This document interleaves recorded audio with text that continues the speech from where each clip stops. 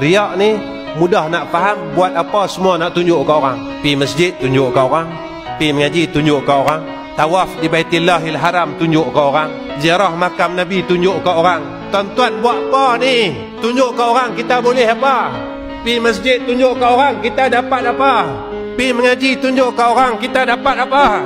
Pi umrah tunjuk dengan orang kita dapat apa? Sedekah pi rumah anak yatim tunjuk ke orang. Nabi kata kalau bagi tangan kanan tangan kiri tak tahu.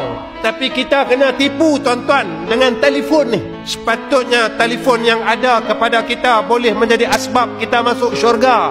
Dan kita tak mau berubah pun. Semua benda baik amal ibadat kita tunjuk dekat orang. Sampai bila tuan-tuan kita nak berubah ni? Dan Nabi kata amalan orang yang riak ini ditolak oleh Allah 100%. Nabi kata besok orang yang riak suka tunjuk apa baik yang dia buat, Allah akan panggil dia.